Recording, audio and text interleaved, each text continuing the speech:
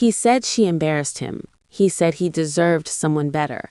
He never imagined she would become the woman everyone admired. The night everything broke. The restaurant was too bright. Maya hated places like this. White tablecloths, soft piano music, waiters who looked at you twice before deciding how polite to be. She adjusted the sleeve of her navy dress under the table and tried to slow her breathing. Across from her, Daniel didn't look nervous at all. He looked distant.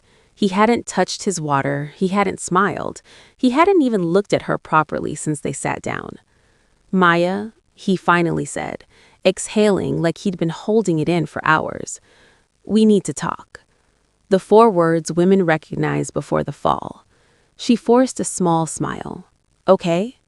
He leans back, not toward her, away from her. "I've been thinking about this for a while." A while. That word felt heavy. She watched his jaw tighten. He always did that when he wanted to sound serious, controlled, mature. "I don't think this is working anymore." The piano music continued. Glasses clinked. Someone laughed at a table nearby. The world didn't pause for heartbreak. She blinked once, twice. "What do you mean?" He hesitated. For a second, she thought he might soften. He didn't. "I've changed. I have goals now. I'm building something. My career is taking off. He stopped. "Just what?" Her voice was smaller than she expected. He looked at her then, not lovingly, not cruelly, just evaluating. "I need someone who fits into the life I'm building." The words didn't land at first. What does that mean? He rubbed his forehead. "Maya, don't make this harder." "I'm not making anything. I just don't understand." He sighed again. That sound, that tired, irritated sound, like she was exhausting him simply by existing. "You don't take care of yourself the way you used to." There it was. The shift, the real reason rising to the surface. She sat still. "You've let yourself go a bit," he continued, choosing words that sounded rehearsed. "I'm being honest. I want someone who's motivated, someone who cares about their appearance." Her stomach twisted. "So this is about how I look?" "It's not just that, but it is." Silence. He didn't deny it. She felt heat climb up her neck, not from embarrassment, from something else, something sharp. She whispered, "Say it clearly." He hesitated. Then he did. "I don't feel attracted to you anymore." The words landed like a slap. For 3 years, he'd called her beautiful. For 3 years, he'd kissed her stomach, traced her hips, told her she was perfect. Now, she was a problem. She swallowed hard. "Is there someone else?" He paused just long enough. "That's not the point." It was the point. "Is there?" He looked away. Yes. There it was. Clean, brutal, final. She nodded slowly. "Who?" "You don't know her." "Work?" "Yes." "Of course. Someone polished, someone slim, someone who fits into conference rooms and rooftop parties." Maya felt something inside her crack, but she refused to let him see her crumble. "So, you met someone thinner," she said quietly. He flinched. "Don't reduce it to that." "Then what is it, Daniel?" He leaned forward now, frustrated. "She takes care of herself. She's disciplined. She works out. She pushes herself. I want that energy in my life." "And I don't?" "You've gotten comfortable." Comfortable. The word felt like poison. Comfortable cooking his meals. Comfortable supporting him when he worked late. Comfortable believing love didn't require constant competition. "I loved you." He didn't respond. "I still love you." He looked almost relieved to hear that, like it confirmed something. "I care about you," he said softly, "but I can't build my future with someone who doesn't match my ambition." Ambition. As if her body defined her dreams, as if softness meant weakness. She stood slowly. "Is that all?" He looked confused. "Maya?" "No," she said. "It's fine." She reached for her purse. "I hope she makes you proud." He opened his mouth to say something else, maybe something kind to ease his conscience. She didn't give him the chance. She walked out before the tears could fall. Outside, the air was cold. She didn't cry immediately. She walked 3 blocks in heels that suddenly felt too tight. She passed reflections of herself in dark windows, the same face, the same body, the same woman who loved him without conditions. Too fat, too comfortable, not enough. She reached her car and finally broke. Not quiet tears, the kind that shake your chest, the kind that make breathing hurt. She wasn't crying because he left. She was crying because somewhere deep down, a part of her believed him. That night, she stood in front of her mirror longer than she ever had. She turned sideways. She lifted her chin. She pulled her shirt tighter against her waist. Was this the reason? Had she stopped trying? Had love made her lazy? Her phone buzzed. A message. From him. "I'm sorry it ended like this." That was it. No regret, no second thoughts, just relief wrapped in politeness. She stared at her reflection again. Something changed in that moment. Not self-hate, not desperation. Something quieter, colder. He thought she wasn't disciplined. He thought she wasn't ambitious. He thought she couldn't evolve. He thought wrong. She wiped her face, opened her laptop, and searched for something she hadn't searched for in years. Beginner Strength Training Program. She didn't want revenge. She wanted control, not over him, over herself. That was the night everything broke, and the night something stronger quietly began. Danielle didn't expect regret to feel this quiet. It didn't arrive as dramatic heartbreak. It crept in slowly, through comparison, through silence, through noticing what was missing. 2 weeks after the networking event, he found himself scrolling through Maya's professional profile. He hadn't looked at it since the breakup. Her photo was different, not because of the weight she had lost, because of the way she looked at the camera. Steady, self-assured.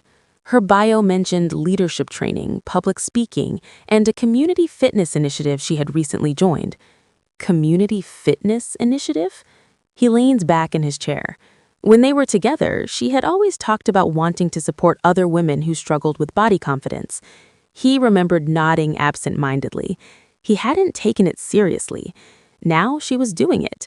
Meanwhile, his relationship with Sophia was becoming strained. At first, everything had been effortless. Dinners at new restaurants, photos that collected likes, comments from colleagues about how perfect they looked. But when the novelty faded, friction surfaced. Sophia didn't understand why he stayed late helping junior employees. "You're not their mentor," she said one night. "You're competing with them." He frowned. "That's not how I see it." "Well, that's how business works." The conversation ended there. Another night, he mentioned Maya in passing unintentionally. Sophia's expression hardened. "Why are you still thinking about her?" "I'm not," he said quickly. But he was. Not because he wanted her back, because he was trying to understand something. Why did Maya seem more alive after losing him? And why did he feel less certain after leaving her? Maya's life, meanwhile, continued expanding. She didn't wake up thinking about Daniel anymore. She woke up thinking about goals. Her mornings started with strength training, her afternoons with strategy meetings. Her evenings were often spent hosting small group sessions at the community center. Women of all sizes gathered in a simple studio with mirrors along one wall. Maya stood in front of them, not as a trainer, but as a proof. Proof that transformation wasn't about punishment, it was about ownership. "I didn't start this because someone left me," she told the group one evening. "I started because I realized I had been leaving myself for years." The room fell silent. A woman in the back wiped her eyes. Maya continued, "You don't have to shrink to deserve respect, but you do have to respect yourself." That line spread beyond the room. Clips of her sessions appeared online, short quotes, powerful delivery. Her following grew organically, not because she was chasing attention, because she was speaking truth. One afternoon, she received an email. Subject: panel invitation, Women in Leadership Summit. She read it twice to be sure. They wanted her to speak about personal reinvention and resilience. Her hands trembled slightly, not from fear, from recognition. This was the version of herself she had once imagined quietly years ago, but never believed she could become. Now she was stepping into it. Daniel heard about the summit through a colleague. "Your ex is speaking there, right?" someone asked casually during lunch. He stiffened. "I think so." "She's making waves." Making waves. The phrase unsettled him. That night, he looked up the event details. There was her name. Centered. Confident. No mention of him. He stared at the screen longer than necessary. Sophia noticed. "Are you going to that thing?" "It's industry related." "You mean it's her thing?" He didn't respond, because he didn't fully understand why he wanted to go. Was it pride, curiosity, or something closer to regret? The day of the summit arrived. The venue buzzed with energy. Professionals filled the auditorium, conversations blending into a steady hum. Maya stood backstage, adjusting the microphone clipped to her collar. Her reflection in the mirror didn't look like the woman who once cried on a bathroom floor. It looked like someone prepared, grounded. She stepped onto the stage. Applause followed. She scanned the crowd briefly, and then she saw him, Daniel, seated near the middle, watching. She didn't falter. If anything, her spine straightened. "Good afternoon," she began. Her voice carried effortlessly. "6 months ago, I believed rejection meant I wasn't enough." The room quieted. "I believed that if someone walked away, it was proof of my inadequacy." She paused. "But sometimes rejection is redirection." A murmur of agreements rippled through the audience. "When I lost a relationship I thought defined me, I had 2 choices: shrink further into shame or build something stronger from the pain." Daniel's chest tightened. She wasn't speaking angrily. She wasn't attacking him. She wasn't even naming him. She was owning her story. "I chose discipline over self-pity. I chose growth over revenge. And I chose to become someone I respected, whether anyone else approved or not." Applause erupted, sustained, earned. Daniel felt it in his throat. Not jealousy, recognition. He had mistaken her comfort for complacency. He had mistaken her softness for stagnation. But what he now understood was simple. She had never lacked potential. She had lacked belief. And he had helped reinforce that doubt. After the summit ended, attendees lined up to speak with her. Daniel waited, not pushing forward, not interrupting, just observing. When the crowd thinned, he approached. "Maya." She turned calmly. "Hi." He struggled for words. "You were incredible." "Thank you." "I didn't know you had that in you." She held his gaze. "I always did." There was no hostility in her tone, just clarity. He nodded slowly. "I think I underestimated you." "Maybe," she said gently, "but I also underestimated myself." That landed heavier than accusation ever could. He hesitated. "I've been thinking about us." She didn't look surprised. "I'm sure you have." "I made a decision too quickly." "Yes," she said, direct, not cruel.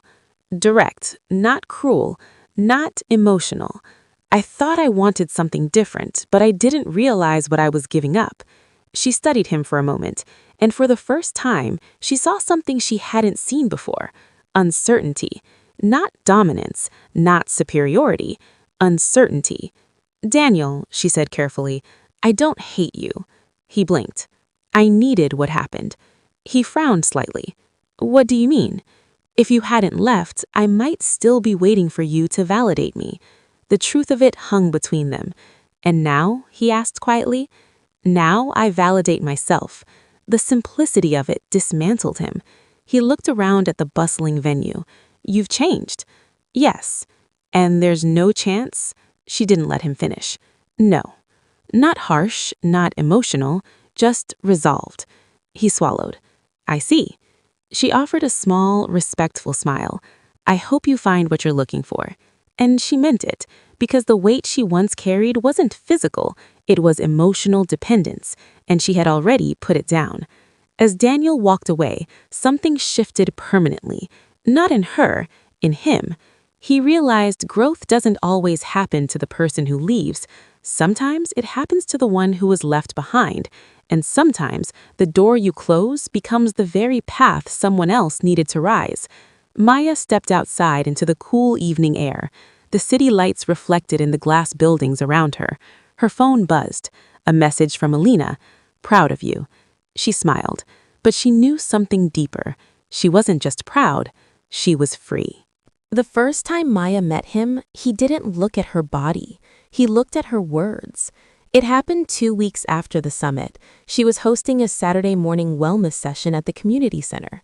The room was bright with natural light, yoga mats arranged in imperfect rows. Women chatted softly while stretching. Maya adjusted the speaker system, testing the microphone. "Morning," a deep voice said from behind her. She turned. He wasn't dressed like most of the attendees. No flashy athletic gear, just dark joggers, a fitted gray t-shirt, and running shoes that looked worn from real use. "I'm not late, am I?" he asked. "No, you're early." He smiled. "Good. I hate being late." There was something steady about him, calm, observant. "I'm Heathen," he added. "I saw a clip of your talk online. Figured I should show up instead of just liking the post." That made her laugh. "I'm Maya." "I know." He didn't say it in a strange way, just factual. The session began. Ethan participated fully, not trying to impress, not trying to dominate. He followed instructions, encouraged the woman next to him when she struggled with a plank hold, and listened closely during the group discussion. When Maya spoke about discipline being a form of self-respect, he nodded, not dramatically, but in understanding. After the session ended, he helped stack mats without being asked. "You run these every week?" he asked. "Yes." "You're building something real." She paused at that. Most people complimented her appearance. Few acknowledged the structure she was creating. "I'm trying," she said. He tilted his head slightly. "You already are." Ethan worked as a physical therapist, specializing in injury recovery. He explained it casually when she asked. "I fix people who push too hard without listening to their bodies," he said. "Occupational hazard for someone like me," she replied. He smiled. "Possibly, but you don't seem reckless." "No?" "No, you seem intentional." The word settled warmly inside her. Intentional. That night, she realized something surprising. She hadn't once wondered if he found her attractive, not because she didn't care, because she felt secure enough not to measure herself through his gaze. Daniel, meanwhile, was unraveling in subtle ways. His relationship with Sophia ended abruptly after a sharp argument about priorities. "You're distracted," Sophia said coldly. "You're not fully here." "I am," he insisted. "You're not." She wasn't wrong. He wasn't thinking about Maya romantically. He was thinking about what she represented: growth, conviction, direction, things he suddenly felt unsure about in himself. After Sophia left, the apartment felt louder in its silence. He poured himself a drink and stared out the window. He had chased what looked impressive, but he had lost what felt grounded.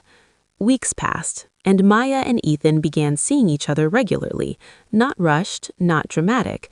Coffee after sessions, long walks in the park, conversations that moved easily from childhood stories to career frustrations to fears neither of them voiced often.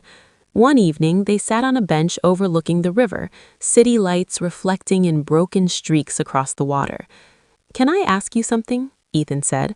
"Of course." "Why do you work this hard?" She considered the question carefully. "Because I wasted years waiting to feel worthy before taking action." He listened without interrupting.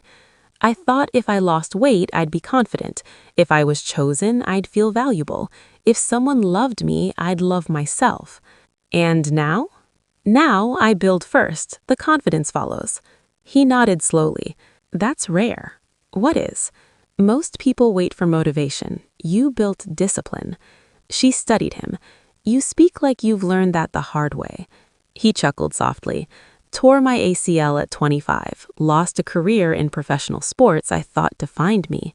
Her eyes widened slightly. "I didn't know." "Most people don't. Took me 2 years to stop resenting my body." "And now you help others rebuild theirs?" "Exactly." There it was, mutual understanding, not based on appearance, based on reconstruction. The first time Ethan held her hand, it wasn't dramatic. They were crossing the street. Traffic was heavy. He reached for her naturally, like it was obvious she belonged beside him. The gesture was simple, but it felt different from anything she'd experienced before. Not possessive, not performative, protective, but not controlling. She didn't feel evaluated, she felt partnered. One afternoon, as they left a grocery store together, Maya froze. Across the parking lot stood Daniel. He saw them at the same moment. Time compressed. Ethan followed her gaze. "Do you know him?" "Yes." "Do you want to leave?" She appreciated that he didn't assume confrontation. "No," she said calmly. "I'm fine." Daniel approached slowly. "Maya." "Hi, Daniel." His eyes shifted to Ethan. "I didn't realize you were seeing someone." Ethan extended his hand politely. "Ethan." Daniel shook it, measuring. "Daniel." There was no hostility, but there was tension. "You look good," Daniel said to Maya, then immediately seemed aware of how repetitive that sounded. "Thank you," she replied evenly. He hesitated. "I've been meaning to reach out." She didn't react. Ethan remained steady beside her. "I've been doing a lot of thinking. I hope it's been productive." He exhaled slightly. "I made mistakes." "Yes," she agreed. The directness stunned him. I didn't realize what I had." Maya glanced briefly at Ethan, then back at Daniel. "I wasn't something to have. I was someone to value." The sentence landed cleanly. No anger, just clarity. Daniel's jaw tightened. "I see that now." Ethan spoke for the first time since introductions. "Growth is good for everyone," he said evenly. There was no threat in his tone, just confidence. Daniel looked between them. He saw something undeniable: balance, respect, alignment. He nodded slowly. "I'm glad you're happy," he said, though the words carried weight. "I am," she replied. And she was, not because she had someone new, but because she had herself. Daniel stepped back. "Well, take care." "You too," she said. He walked away, shoulders slightly heavier than before. In the car, Ethan glanced at her. "You okay?" "Yes." "You didn't seem shaken." "I'm not." She looked out the window thoughtfully. "For a long time, I thought losing him meant losing my future. And now? Now I understand he was part of the path, not the destination." Ethan smiled faintly. "I like that." She turned toward him. "Me too." That night, Maya stood in front of her mirror again, not to critique, not to measure, just to observe. Her body was stronger, her posture taller, but what struck her most was the absence of shame. The voice that once whispered, "not enough," had grown quiet. In its place was something steadier, enough. Not because someone chose her, because she chose herself. And this time, she chose someone who did the same. Success, Maya learned, brings a new kind of pressure. It wasn't the pressure of proving someone wrong. It was the pressure of maintaining alignment with yourself. 3 months into her relationship with Ethan, the Women in Leadership Summit invited her back, not as a panelist, as a keynote speaker. The email was short, direct, and impossible to ignore. "We would like you to headline this year's event." Her heart pounded. This wasn't a small community session. This was national. Press coverage, industry leaders, live streaming, exposure, expectation, risk. She stared at the screen for a long time before forwarding it to Ethan. His reply came minutes later. "Call me." They met at the same riverside bench where they'd had their first long conversation. She handed him her phone. He read the email carefully. Then he looked at her. "What's your hesitation?" She exhaled slowly. "I don't want to become consumed by it." "Consumed by what?" "Being the transformation girl, the comeback story, the woman who rose from heartbreak." He steadied her. "You're not a story. You're a builder." The simplicity of that grounded her. "I don't want my identity to depend on the past," she continued, "even if the past pushed me forward." Ethan nodded thoughtfully. "So redefine it." "How?" speak about discipline, about ownership, about structure, not about him. The fact that he didn't say Daniel's name made her chest feel lighter.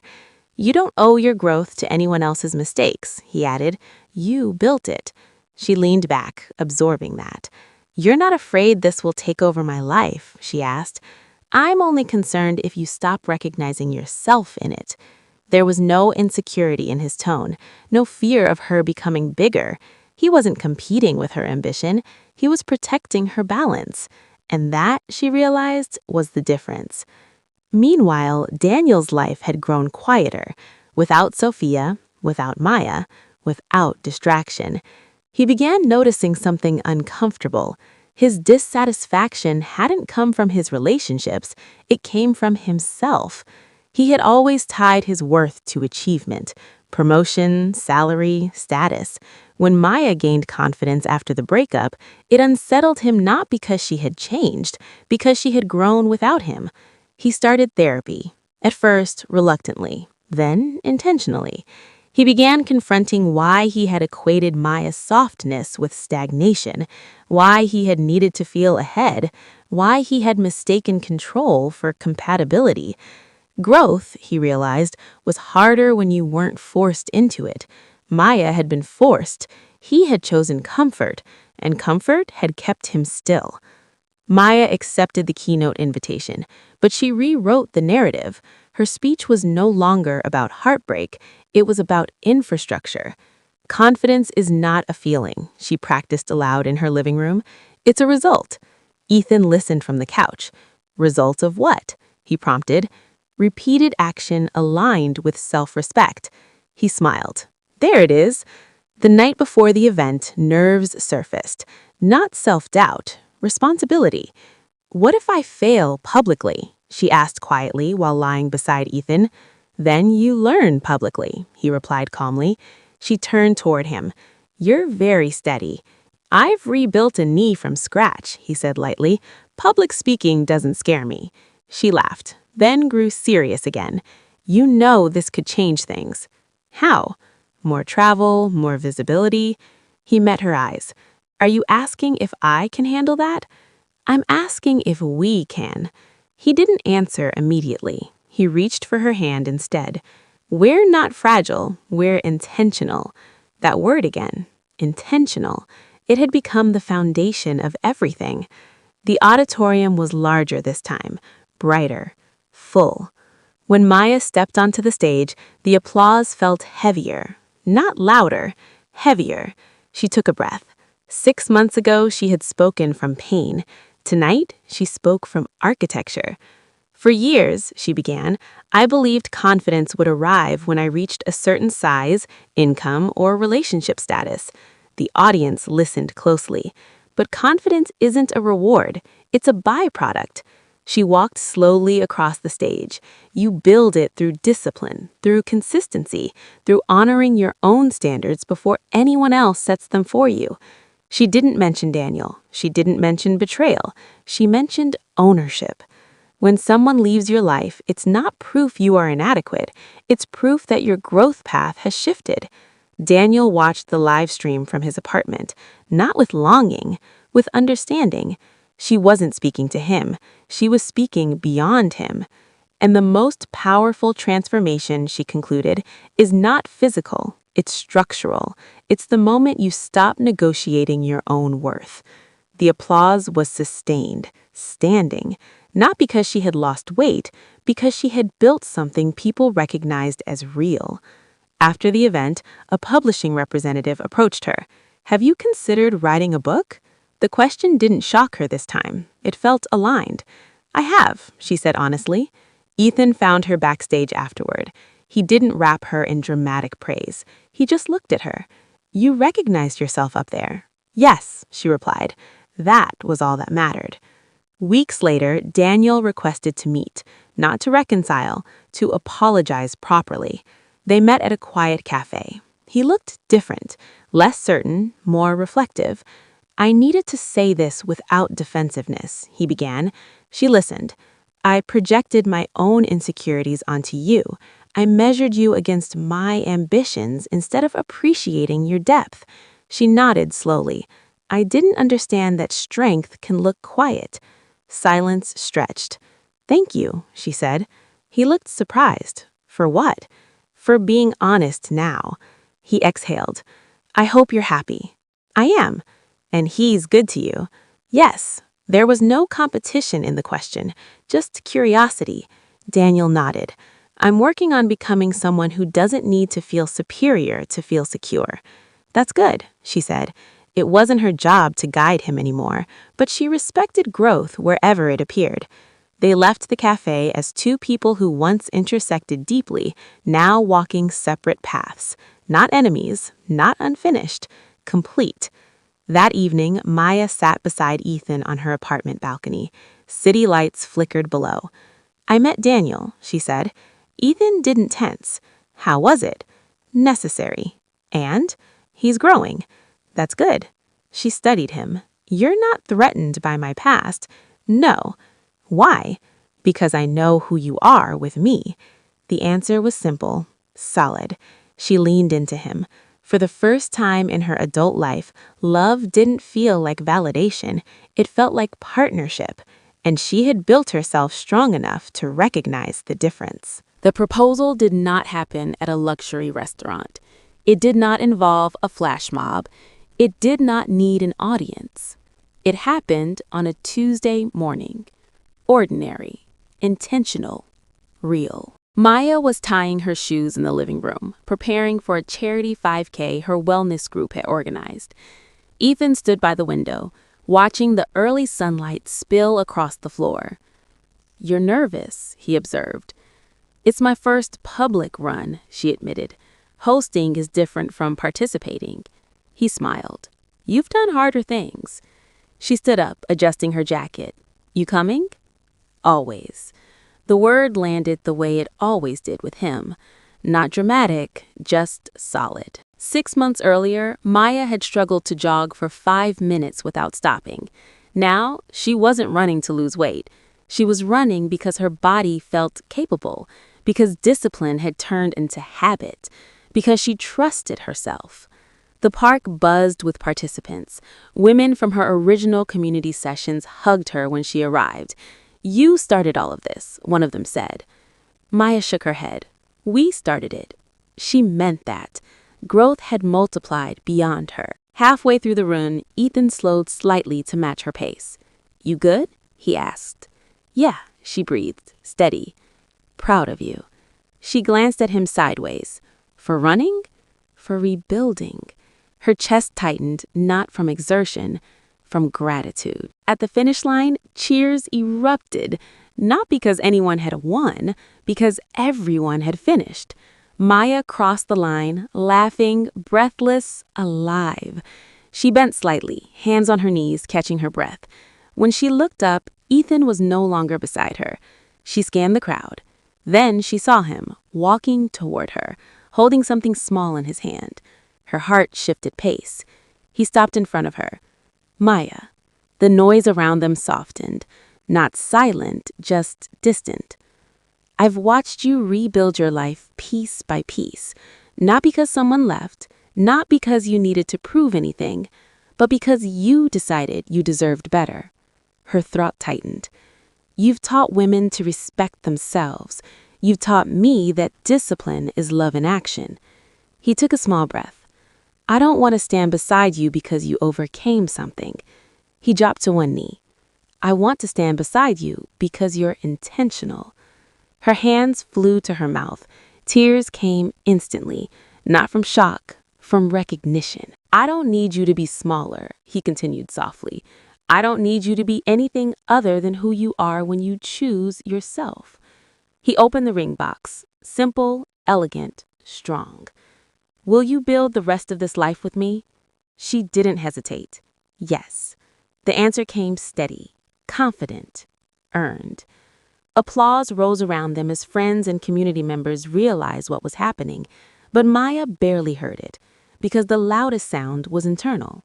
Peace. Months later, on her wedding day, Maya stood in front of a mirror again, not measuring, not evaluating, observing. Her dress fit beautifully, But what mattered more was how she stood inside it, shoulders back, eyes steady, smile unforced. Alina stood behind her, adjusting the veil. "You look powerful," her friend whispered. "I feel aligned."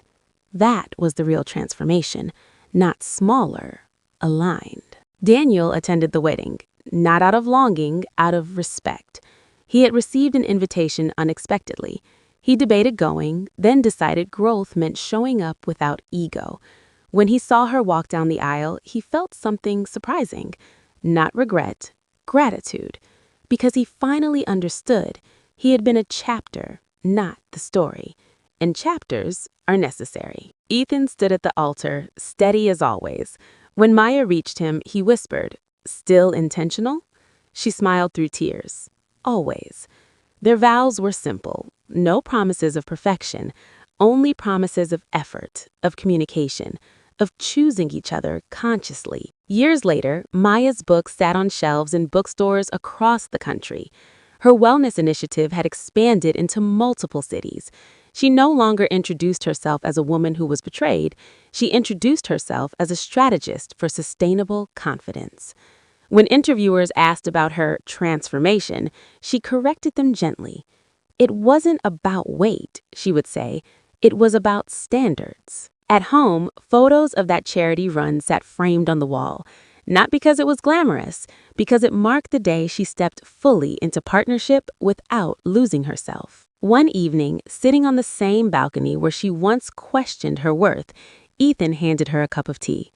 "You ever think about the version of you from 2 years ago?" he asked. "Sometimes." "What would you tell her?" She looked out at the city lights. "I'd tell her she doesn't need to shrink to be chosen. And I'd tell her the right person won't ask her to be less." Ethan kissed her temple. "You were never too much," he quietly said. She smiled. "And I was never not enough." The words that once echoed in her mind were gone. "You'll embarrass yourself. This isn't for people like you. Go home before someone laughs." They no longer had power because she had built something stronger than shame. She had built structure, discipline, boundaries, self-respect, love that did not require reduction. And in the end, the weight she lost was not measured in pounds. It was measured in doubt, in tolerance for less than she deserved, in the need to be validated by someone who could not see her clearly. She was no longer the woman who was left. She was the woman who chose. And that made all the difference.